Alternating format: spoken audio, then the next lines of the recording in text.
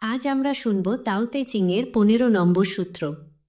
মূল সূত্র: প্রাচীন যুগের যারা সত্যিকারের গুণে শ্রেষ্ঠ ছিলেন তাদের মধ্যে ছিল এক ধরনের সূক্ষ্ম ও নিঃশব্দ মহিমা। তাদের গভীরতা এতটাই ছিল যে আমরা তাদের পুরোপুরি বুঝতে পারি না। তারা ছিলেন সতর্ক, যেন শীতে নদী পার হচ্ছেন; ছিলেন সজাগ, যেন চারপাশে অচেনা লোকের ভিড়; ছিলেন গম্ভীর, যেন কোনো অতিথি; ছিলেন নম্র, যেন গলে যাওয়ার পথে থাকা বরফ; ছিলেন সরল, যেন খোদাই না করা কাঠ; ছিলেন খোলা, যেন উপত্যকা; ছিলেন অস্পষ্ট, যেন কাদা পানির মতো ঝাপসা। কে সেই ব্যক্তি যে অপেক্ষা করতে পারে যতক্ষণ না কাদা বসে যায়? কে বিশ্রামে থাকতে পারে যতক্ষণ না সঠিক সময় আসে কিছু করার? যে ব্যক্তি তাওকে ধারণ করে সে বাড়তি কিছু চায় না, আর যেহেতু সে অতিরিক্ত কিছু চায় না, তাই তার নতুন করে নিজেকে গড়ে তোলারও প্রয়োজন পড়ে না। প্রাচীন যুগের যারা সত্যিকারের গুণে শ্রেষ্ঠ ছিলেন তাদের মধ্যে ছিল এক ধরনের সূক্ষ্ম ও নিঃশব্দ মহিমা। তাদের গভীরতা এতটাই ছিল যে আমরা তাদের পুরোপুরি বুঝতে পারি না। তাই লাওসে তাদের চরিত্র ব্যাখ্যা করতে গিয়ে একাধিক চিত্রকল্প ব্যবহার করেছেন, যেমন শীতে নদী পার হওয়া, গলে যাওয়া বরফ, উপত্যকার খোলা হৃদয় কিংবা কাদা পানির মতো অস্পষ্টতা। প্রথমেই বুঝতে হবে লাওসে এখানে গুণে শ্রেষ্ঠ বলতে কি বোঝাতে চেয়েছেন। আধুনিক সমাজে আমরা যাদের শ্রেষ্ঠ বলি তাদের পরিচয় হয় পদের দ্বারা, অর্থের দ্বারা, খ্যাতির দ্বারা। কিন্তু লাওসের কাছে গুণ মানে ছিল চরিত্র, মৃদুতা, গভীরতা, সহানুভূতি এবং আত্মপ্রচারের অনুপস্থিতি। যারা সত্যিই গুণবান তারা নিজের গুণ প্রচার করেন না, বরং তাদের অস্তিত্বই নিঃশব্দে অন্যকে শান্ত করে আলো দেয়। তাঁদের ভেতরে এক ধরনের সূক্ষ্ম মহিমা ছিল যা শব্দে প্রকাশ করা যায় না, শুধু অনুভব করা যায়। অনেক সময় আমরা কারো সংস্পর্শে এসে চুপচাপ শান্ত অনুভব করি। সেই মানুষটি হয়তো বিশেষ কিছু বলেন না, কিন্তু তার উপস্থিতি যেন শান্তির উৎস। এই অনুভূতিটি বোঝাতে চেয়েছেন লাওসে সূক্ষ্ম ও নিঃশব্দ মহিমা বলার মাধ্যমে। তাদের গভীরতা ছিল এমন যা বাইরে থেকে বোঝা যেত না, অনেকটা সমুদ্রের মতো যার উপরিভাগ শান্ত কিন্তু ভিতরে বিশাল গভীরতা ও শক্তি। আমাদের সমাজে চুপচাপ নম্র মানুষদের অনেক সময় দুর্বল বা সাধারণ মনে করা হয়, অথচ আসল গভীরতা থাকে সেই নীরবতার মধ্যে।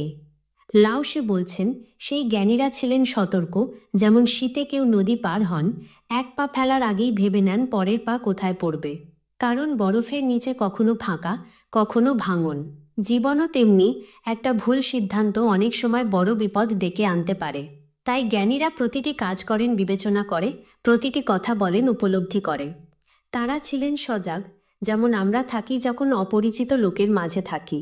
তখন মন সর্বদা সচেতন থাকে, চারপাশের প্রতিটি শব্দ, দৃষ্টি, নড়াচড়া সব খেয়াল রাখি। জ্ঞানীরাও তেমনি সজাগ, তারা বিচার করেন, শুধু শুনে বা দেখে সিদ্ধান্ত নেন না। পরিস্থিতি বোঝেন, ধীরে প্রতিক্রিয়া করেন।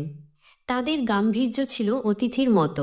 অতিথি যখন কারো ঘরে যান তখন নম্র থাকেন, কারণ তিনি জানেন তিনি নিয়ন্ত্রক নন, তিনি অতিথি। জ্ঞানীরাও মনে করেন এই পৃথিবী আমার অধিকার নয়, আমি এক অতিথি মাত্র। তাই তারা চালান নম্রতা ও শ্রদ্ধার পথে।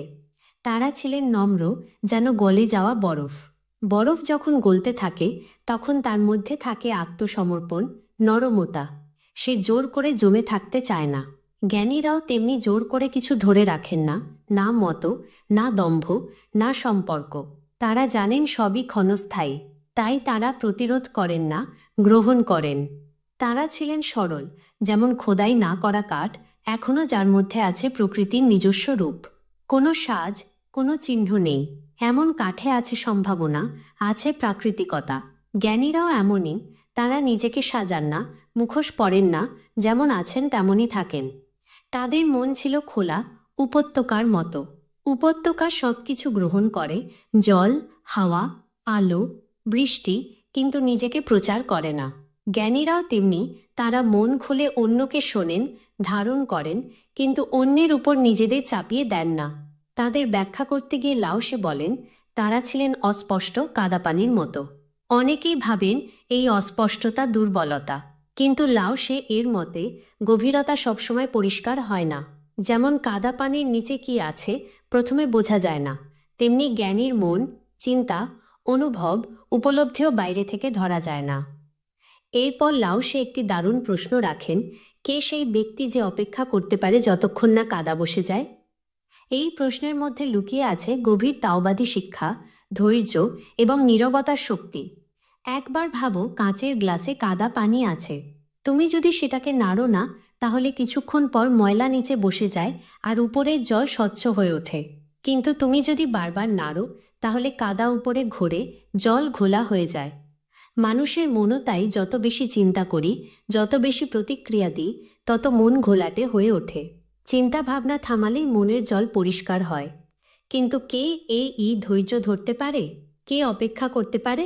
কে নিজের ভেতরের অস্থিরতা শান্ত রাখতে পারে যতক্ষণ না সব ময়লা নিচে বসে যায়? এই প্রশ্নই আসলে পরীক্ষার মতো।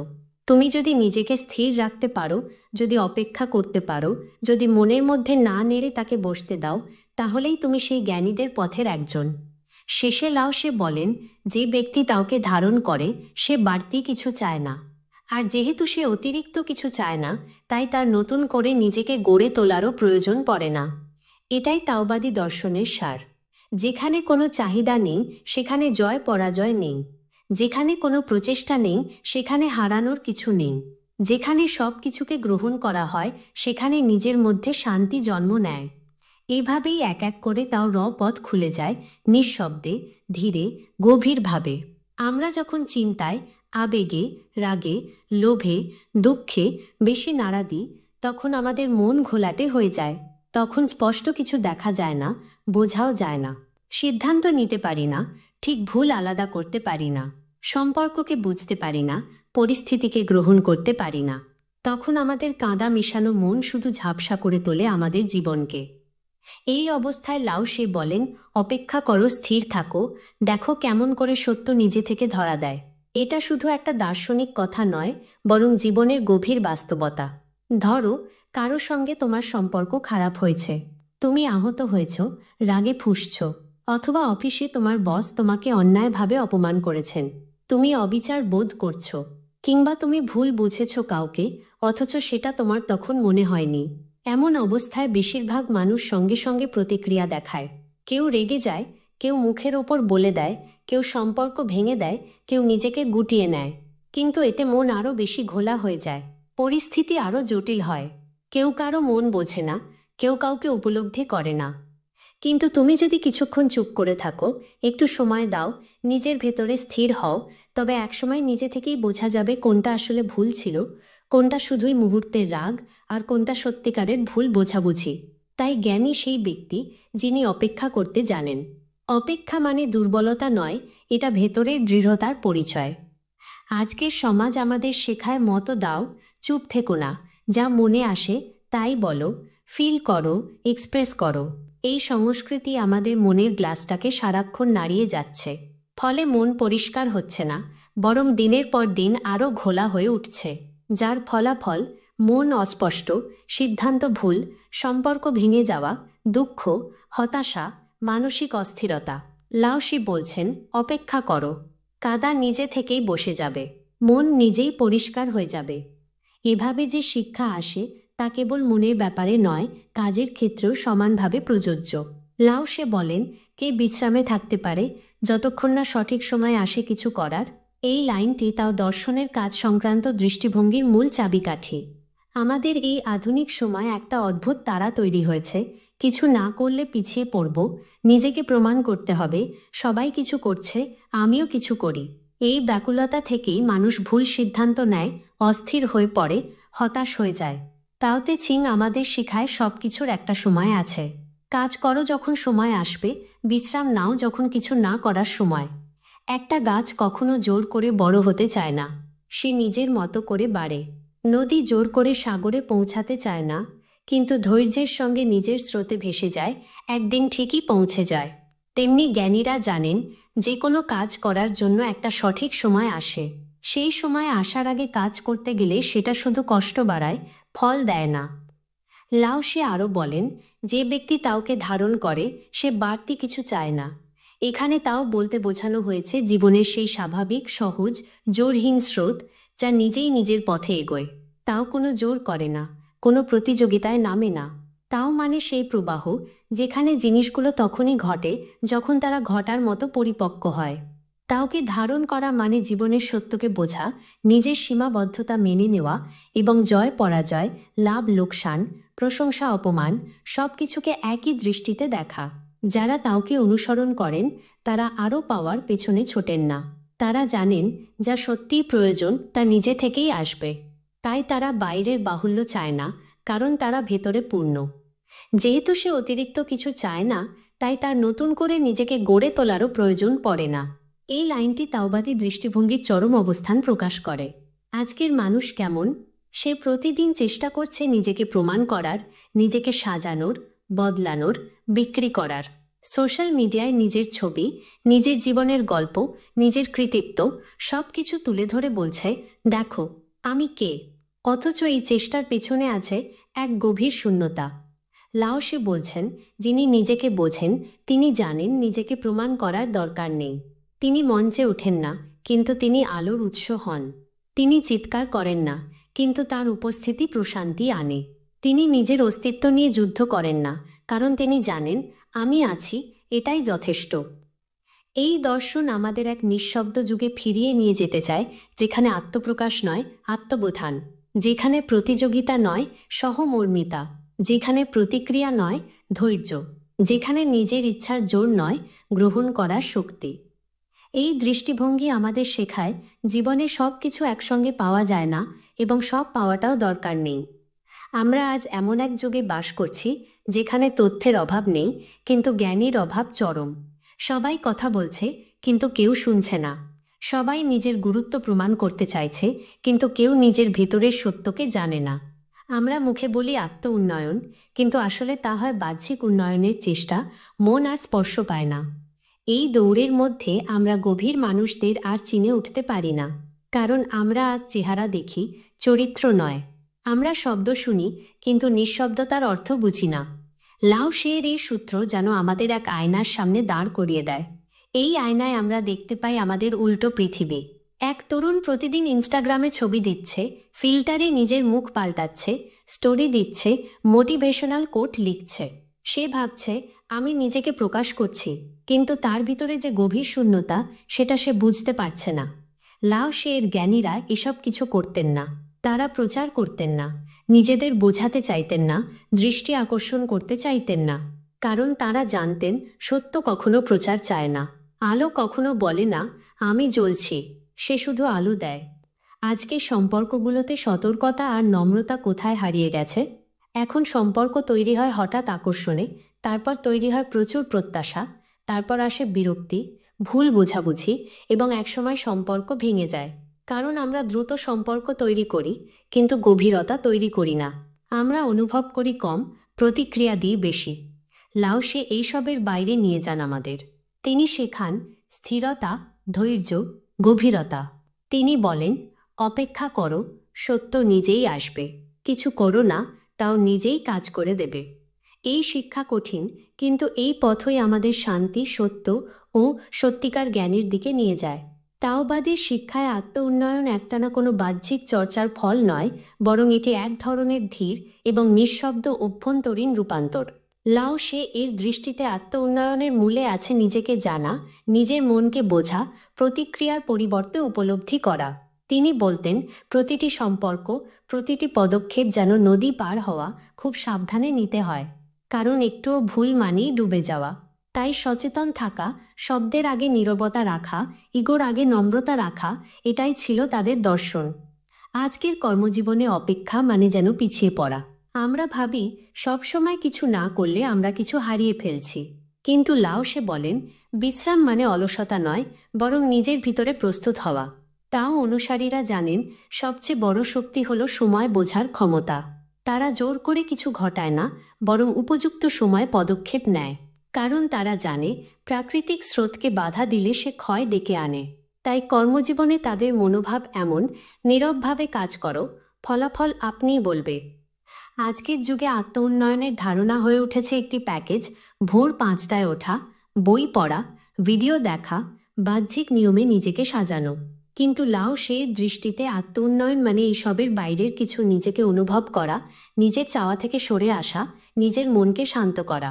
এটি এমন এক পরিবর্তন যার কোনো প্রচার নেই, কোনো ছবি নেই, কেবল অনুভব আছে। তাওবাদ বলছে, প্রতিক্রিয়া দেওয়ার আগে নিজেকে সামলাও।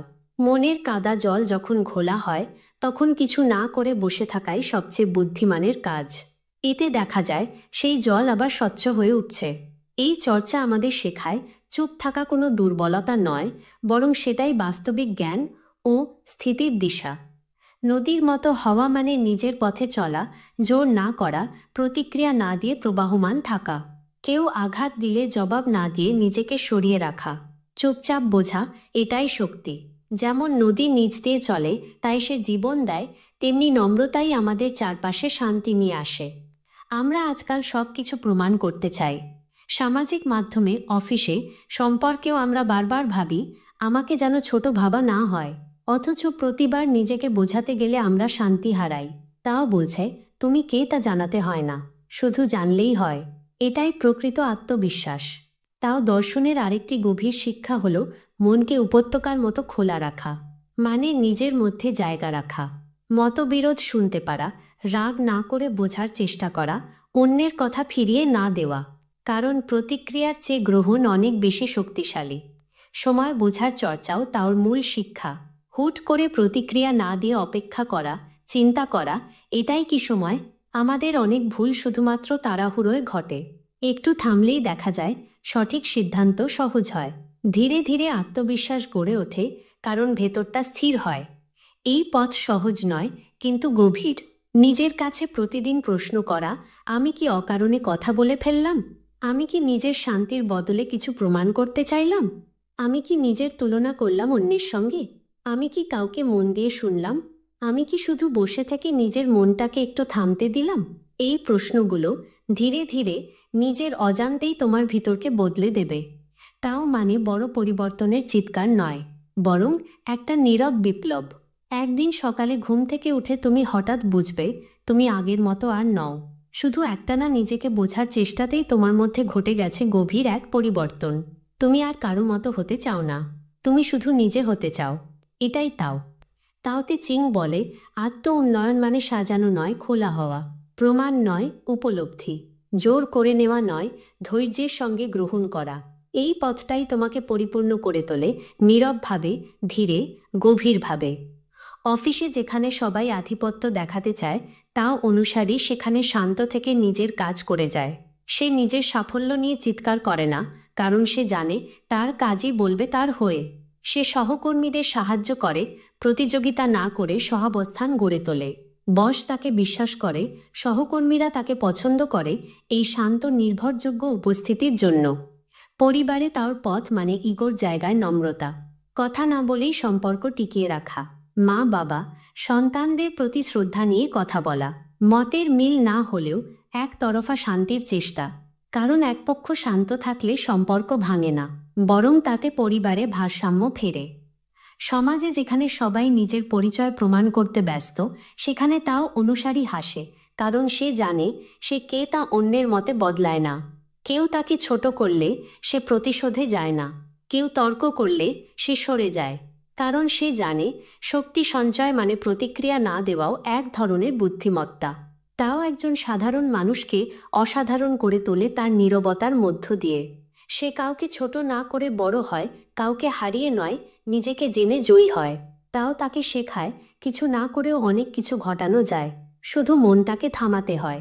জলটা তখনই পরিষ্কার হয় যখন কাদা বসে যায়, আর তখনই মানুষ নিজেকে স্পষ্টভাবে দেখতে পায়, যেমন সে আসলে ছিল, সেই রূপে গেলে। ধনী হতে হয় না, শিক্ষিত হতে হয় না, সন্ন্যাসী বা সাধু হতে হয় না। তাও শুধুই বলে, তুমি নিজেকে বোঝো আর জোর দিও না যে তুমি সেটাই যথেষ্ট। সেই সাধারণ ট্রাফিক পুলিশও তাও অনুসারী হতে পারে, একজন অটো চালকও, একজন মা ও একজন বেকার যুবকও। প্রশ্ন হলো, তুমি নিজের কাদাকে কি বসতে দিচ্ছ, নাকি সারাদিন সেটা নাড়িয়ে যাচ্ছ রাগ, অভিযোগ, তুলনা, চাহিদা, দম্ভ দিয়ে? আধুনিকতা আমাদের শেখায় তুমি কে সেটা বড় করে বলো, অন্যকে দেখাও তুমি কতটা এগিয়ে আছো, কতটা জানো, কতটা পাও। অথচ তাও বলে তুমি চুপ থেকেও অনেক কিছু হতে পারো। তোমার ভিতরে নম্রতা থাকলে তাই তোমার আসল শক্তি। তুমি যদি নিজের মনটাকে বোঝো, সময় নিতে শেখো, গভীর শ্রবণ করো, তবেই তুমি একজন পরিণত মানুষ। তাও বলে বাহ্যিক সফলতার পেছনে ছোটো না। আত্মবিশ্বাস আসে ভিতরের স্থিরতা থেকে, বাইরে থেকে নয়। তুমি যদি ধৈর্য ধরো, সময়কে বিশ্বাস করো, তবেই জীবনের স্রোত তোমার অনুকূলে আসবে। তুলনা নয়, উপলব্ধি তোমাকে এগিয়ে নিয়ে যাবে। তুমি যদি একটু চুপ করে থাকো, মন দিয়ে দেখো, তাহলে বুঝবে সব কিছু আগে থেকেই সামনে আছে, শুধু তুমি অস্থির হয়ে তা মিস করছো। তাও কখনো কিছু চাপিয়ে দেয় না, কোনো ব্যাখ্যা চায় না, শুধু বলে তুমি যা তাই যথেষ্ট। নিজের ভিতরের সত্যটা বোঝো, এটাই মূল। সেখানেই আছে শান্তি। এই শান্তি তোমাকে জয়ী করবে, শব্দ ছাড়াই, চিৎকার ছাড়াই। লাও সে বলেছিলেন, জীবনটা যদি নদীর মতো হয় তাহলে তুমি প্রতিটি বাঁকেও টিকে যাবে। জীবনটা যদি উপত্যকার মতো হয় তাহলে সবাই তোমার মধ্যে শান্তি খুঁজবে। আর জীবনটা যদি কাদা পানির মতো ঝাপসা হয় তাহলে শুধু অপেক্ষা করো, সত্য নিজেই ভেসে উঠবে। এই কথার মধ্যেই আছে সমস্ত, তাও দর্শনের সারাংশ। বেশি না চেয়ে কীভাবে শান্তিতে থাকা যায়, কম বলে কিভাবে গভীর হওয়া যায়, কিছু না করেও কিভাবে সব কিছু পাওয়া যায়, এই পথটাই হলো তাও। তাওতে চিংয়ে একটি বাক্যে বলা হয়, তারা ছিলেন সতর্ক, যেন শীতে নদী পার হচ্ছেন। এই বাক্য শুধু একটি উপমা নয়, বরং একটি দৃষ্টিভঙ্গি। তাও অনুসারীরা জানেন প্রতিটি সিদ্ধান্ত, প্রতিটি কথা, এমনকি প্রতিটি চিন্তাও হতে পারে বিপদের কারণ, যদি সেটা অবচেতন হয়। আমরা অনেক সময় রেগে বলে ফেলি, দ্রুত সিদ্ধান্ত নিই, পরে অনুতাপ করি। কিন্তু তাও শেখায় প্রতিটি পদক্ষেপ নেওয়ার আগে থেমে থাকো। যেন তুষারাবৃত নদী পার হচ্ছ, ফাটল কোথায় আছে দেখতে হবে, স্রোত কেমন বোঝার চেষ্টা করতে হবে। একজন তাও অনুসারী অচেনা ভিড়ের মধ্যে হাঁটার মতো সতর্ক থাকে। তার মন সজাগ থাকে, নিজের অনুভব আর প্রতিক্রিয়ার মধ্যকার ব্যবধান বোঝে। রাগ এলে তা লক্ষ্য করে, অভিমান হলে তা পর্যবেক্ষণ করে। সে নিজেকে থামাতে জানে। এই সজাগতা তাকে ভিন্ন করে তোলে। সে চারপাশের দ্বারা চালিত হয় না, বরং নিজের অভ্যন্তরের আলোকে দেখে। তারা গম্ভীর থাকেন ঠিক যেমন একজন অতিথি। তারা মনে করেন এই জীবন, এই শরীর, এই সম্পর্ক সবই আতিথ্য। তাই তারা দাবি করে না, জোর দিয়ে কিছু ছিনিয়ে নেয় না, বরং কৃতজ্ঞ হয়ে গ্রহণ করে। তুমি যদি প্রতিটি সম্পর্ককে অতিথির দৃষ্টিতে দেখো, তাহলে তোমার আচরণে এক ধরনের সৌম্যতা আসবে, আর সেটাই তাও। তাও অনুসারীরা নম্র হন, যেন গলে যাওয়া বরফ। তারা শক্তিশালী কিন্তু নমনীয়। তারা জানেন জিততে গিয়ে সম্পর্ক হারানো যায়, আমি ঠিক প্রমাণ করতে গিয়ে শান্তি চলে যায়। তাই তারা নম্র থাকেন, তর্কে জয় নয়, বোঝাপড়াতেই তারা বিশ্বাসী। তারা নিজেদের রাখেন ঠিক যেমন খোদাই না করা কাঠ, অখণ্ড, প্রাকৃতিক, সত্য। কোনো সাজানো ভাব নেই, কোনো প্রেজেন্টেশন নেই, শুধু একজন মানুষ যেমন সে নিজে। তাও অনুসারীরা কাউকে দেখাতে চান না যে তারা ধার্মিক, জ্ঞানী অথবা উন্নত। তারা শুধুই থাকেন স্বাভাবিকভাবে, এবং তাতেই তারা গভীর হয়ে ওঠেন। তাদের মন উপত্যকার মতো খোলা থাকে। কেউ কিছু বলে দিলে তারা রেগে যান না, কেউ ভুল করলে তারা গ্রহণ করতে জানেন। উপত্যকা নিচু হয়ে থাকে, তাই নদী সেখানে গিয়ে শান্ত হয়। একজন তাও অনুসারীও তাই নিজেকে উঁচু করে তোলেন না, বরং নিচে নেমে অন্যদের ধারণ করেন। তাও অনুসারীরা নিজেদের অস্পষ্ট রাখেন। তারা সব কিছু জাহির করেন না, সব কিছু বোঝাতে যান না। তারা জানেন সত্য নিজেই ধীরে ধীরে ভেসে ওঠে। এই অস্পষ্টতাই তাদের ভিতরে এক ধরনের স্থিরতা তৈরি করে, কারণ তারা কিছু প্রমাণ করতে যান না। তারা জানেন যা তারা তা কেবল অনুভব করা যায়, বোঝানো যায় না। এই প্রতীকের প্রতিটি চর্চা আমাদের বাস্তব জীবনে বদলে দিতে পারে। যেমন তুমি প্রতিদিন মাত্র 5 মিনিট নিজের মধ্যে কল্পনা করতে পারো তুমি একটি বরফে ঢাকা নদী পার হচ্ছ। পা ফেলছ ধীরে, মন জোর দিচ্ছে তাড়াহুড়ো করতে, কিন্তু তুমি থেমে থাকছ। এতে করে ধীরে ধীরে তোমার প্রতিটি সিদ্ধান্তে একটি সতর্কতা চলে আসবে। তুমি ভেবে দেখতে পারো তুমি অচেনা ভিড়ে হাঁটছ। তুমি কিছু বলছো না, শুধু দেখছ, শুনছ, অনুভব করছ। এতে করে তোমার প্রতিক্রিয়া কমে যাবে, আত্মসচেতনতা বাড়বে। তুমি ভাবতে পারো তুমি অতিথি। এই জীবন, এই ঘর, এই সম্পর্ক সবই আতিথ্য। এমন ভাবলে চাওয়া কমে যাবে, অভিমান কমবে, কৃতজ্ঞতা আসবে। তুমি ভাবতে পারো তুমি একটি বরফের টুকরো, ধীরে গলে যাচ্ছ। তুমি শক্ত থেকেও কোমল হচ্ছ, গর্ব নয়, নম্রতা। এই ধ্যানটা প্রতিদিন করো যখন তোমার মধ্যে আমি বেড়ে যাচ্ছে। এরপর আছে খোদাই না করা কাঠ, ধ্যান, যা সরলতা ও ভানহীনতা গড়ে তোলে। নিজের সাজানো, প্রমাণ করা, ফিল্টার দেওয়া বন্ধ করার উদ্দেশ্যেই এই ধ্যান। নিজেকে একটি কাঠ মনে করো যে এখনো খোদাই হয়নি। তুমি যেমন তেমনই সুন্দর। তোমার মধ্যে কোনো কৃত্রিমতা নেই। যখন তুমি নিজের সম্পর্কে সন্দেহ বোধ করো তখন এই ধ্যানটা করো। আরও একটি গভীর চর্চা হলো উপত্যকার মতো মন, যা শ্রবণ ও গ্রহণযোগ্যতা শেখায়। মনকে খোলা ও নিচু রাখার উদ্দেশ্যেই এই ধ্যান। চোখ বন্ধ করে ভাবো তুমি একটি বিশাল উপত্যকা। নদী এসে পড়ছে, শব্দ আসছে, বাতাস বইছে, তুমি গ্রহণ করছো, রুখছ না। এই চর্চা করলে রাগ, প্রতিক্রিয়া, মতবিরোধকে তুমি আর ভয় পাবে না। শেষ চর্চাটি কাদা পানি বসে যাওয়ার ধ্যান, যার লক্ষ্য হলো মনের স্থিরতা অর্জন করা। মন যখন ঘোলা, চিন্তায় ভরা, তখন স্থির হয়ে আসার জন্য এই ধ্যান। চোখ বন্ধ করে কল্পনা করো তোমার মনের একটা কাচের গ্লাস আছে, তাতে কাদা পানি। তুমি কিছু করছো না, শুধু বসে আছো। ধীরে ধীরে কাদা নিচে বসছে, জল পরিষ্কার হচ্ছে। প্রতিদিন 5-10 মিনিট এই ধ্যান করলেই রাগ, দুঃখ, চাপ সব কিছু ধীরে ধীরে শান্ত হয়ে যায়। তাও দর্শনের এই প্রতীকগুলো প্রতিদিনের ধ্যানচক্রে রূপান্তরিত করলে জীবনে গভীর শান্তি আসে। যেমন সকালে 5 মিনিট সতর্কতা ধ্যান, দুপুরে 5 মিনিট সজাগতা ধ্যান, সকালে 3 বার অতিথি ভাবনা, বিতর্কের আগে নম্রতা ধ্যান, নিজেকে ছোট মনে হলে সরলতা ধ্যান, কথার আগে 3 শ্বাসে শ্রবণ ধ্যান, আর রাতে ঘুমের আগে কাদা বসে যাওয়া ধ্যান। এই সব মিলিয়ে দিনে মাত্র 15-20 মিনিটেই এক অভ্যন্তরীণ পরিবর্তন শুরু হয়। তার প্রতীকগুলো কেবল ভাবনার জন্য নয়, তোমার প্রতিদিনের অভ্যাস, শ্বাস, সিদ্ধান্ত, সম্পর্ক সব কিছুর মধ্যে ঢুকে যেতে পারে। তুমি যদি এই ধ্যানগুলো করো, দিনে শুধু 15-20 মিনিট করে, তাহলে তুমি নিজেই ধীরে ধীরে এক নতুন মানুষে পরিণত হবে। শান্ত, গভীর, নম্র, গ্রহণযোগ্য ও প্রভাবশালী, কোনো শব্দ না বলেও। আজ আমরা এমন এক পৃথিবীতে বাস করি যেখানে প্রতিযোগিতা, তুলনা, সোশ্যাল প্রমাণ, সফলতার চাপ সব কিছু ঘিরে রেখেছে আমাদের মনকে। এই অবস্থায় তাও হতে পারে একমাত্র শান্তিপথ, যেখানে কিছু না করেও অনেক কিছু সম্ভব। এই খণ্ডে আমরা একটি পূর্ণাঙ্গ রূপরেখা সাজাব। সকাল থেকে রাত পর্যন্ত দৈনন্দিন অভ্যাস, সম্পর্কের নিয়ম, কাজের পদ্ধতি, চিন্তার ধারা এবং নিজেকে জানার পথ। সকাল শুরু হোক মনের আকাশ পরিষ্কার রেখে। ঘুম থেকে উঠে প্রথম 5 মিনিট নিজের মুখ না দেখে মনের দিকে তাকানো। মনে করো আজ তুমি এক অতিথি, এই দিনটা তোমাকে ধারে দেওয়া হয়েছে। চোখ বন্ধ করে কাদা বসার ধ্যান করো। মনে করো কাঁচের গ্লাসে কাদা পানি। তুমি কিছু বলছো না, শুধু বসে আছো। জল পরিষ্কার হচ্ছে। মনে মনে উচ্চারণ করো, আমি জয় চাই না, শান্তি চাই। আমি প্রমাণ চাই না, সত্য চাই। আমি শাসন করতে চাই না, প্রবাহিত হতে চাই। প্রতিদিনের চলা হোক এমন যেন প্রতিটি পদক্ষেপ নদী পার হওয়ার মতো। একসাথে অনেক কিছু না করে প্রতিটি কাজ আলাদা আলাদা করে করা। কোথাও যাওয়ার আগে থেমে 3 বার গভীর শ্বাস নেওয়া। মনে রাখা, তাড়াহুড়ো মানে ভুল। এই মন্ত্রটাই তার প্রথম শিক্ষা। সম্পর্কে থেকো অতিথির মতো আর শোনো উপত্যকার মতো। রাগ উঠলে কিছু না বলে থেমে যাও, পরে বলো। কেউ ভুল করলে তার জায়গায় নিজেকে কল্পনা করো। নিজের মতো বলো, কিন্তু অন্যের মতো শুনে নাও। মনে রেখো, তুমি জয়ী তখনই যখন জোর না দিয়ে বোঝাতে পারো।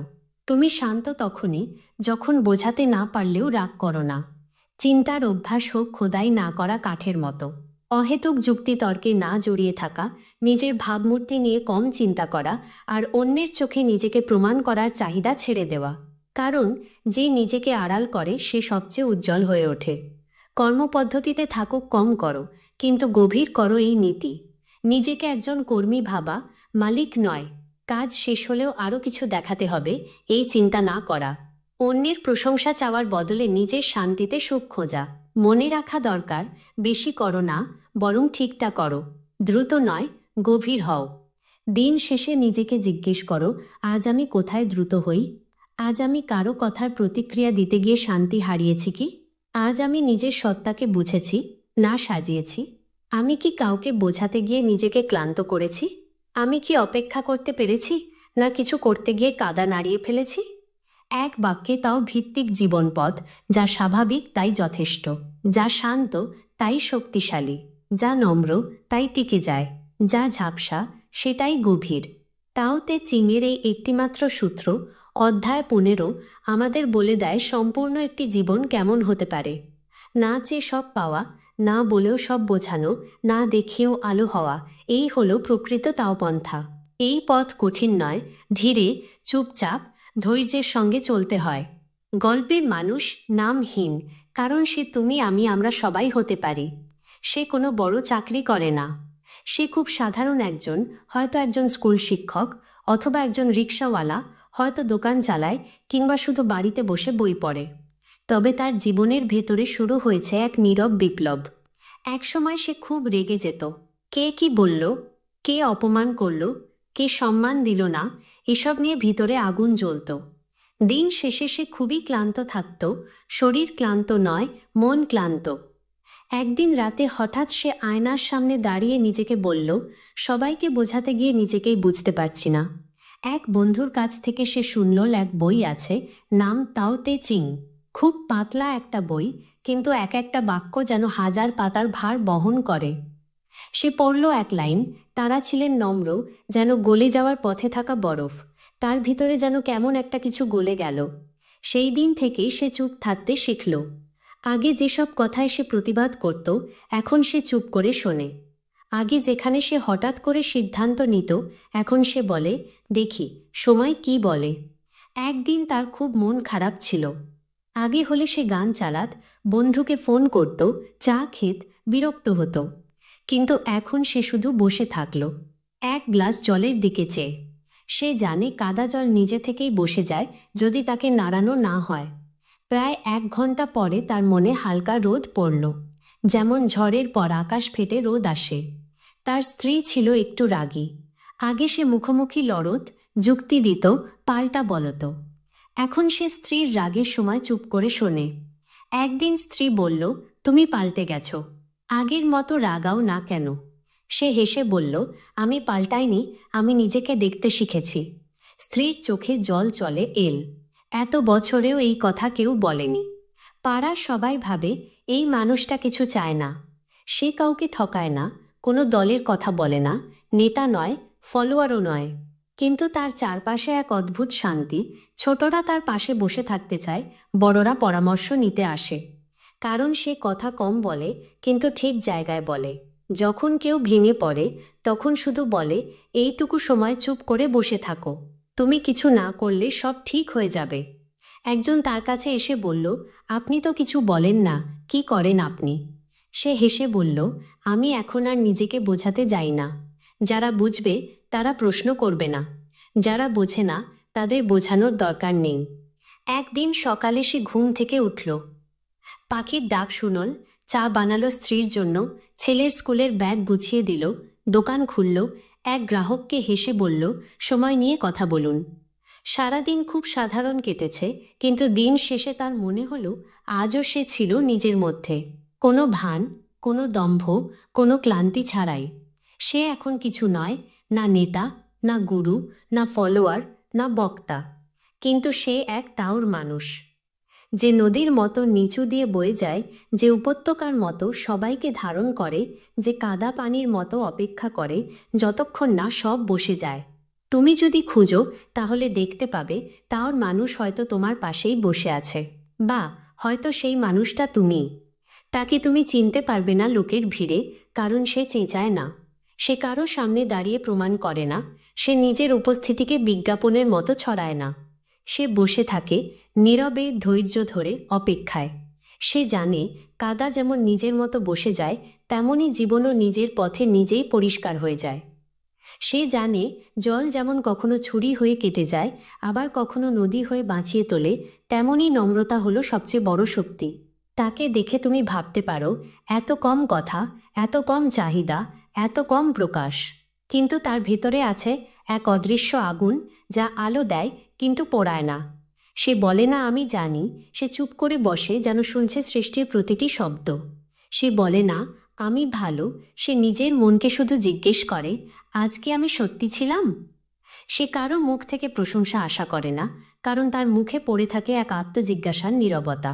তার জীবন এক নদী, যা নিচু পথে চলে, যা বাধা পেলে থামে কিন্তু কখনো ক্ষুব্ধ হয় না। তার মন এক উপত্যকা, যেখানে সকল ক্লান্তি এসে বসতে পারে আর ফিরে যেতে পারে হালকা হয়ে। সে জানে, তাও বোঝায় না, তাও শুধু ধারণ করতে হয়। আর তাই সে বেছে নিয়েছে কমকে, কারণ কমই হলো প্রকৃত পরিপূর্ণতা। সে দাঁড়িয়ে থাকে, কথা না বলে, আর তার পাশ দিয়ে সময় বয়ে যায়, আর আমরা ব্যস্ত মানুষগুলো হয়তো তাকে দেখে ফেলি, হয়তো দেখি না। কিন্তু শান্তির যে পাথরে এই মহাবিশ্ব গাঁথা, সে সেই পাথরেরই ছায়া।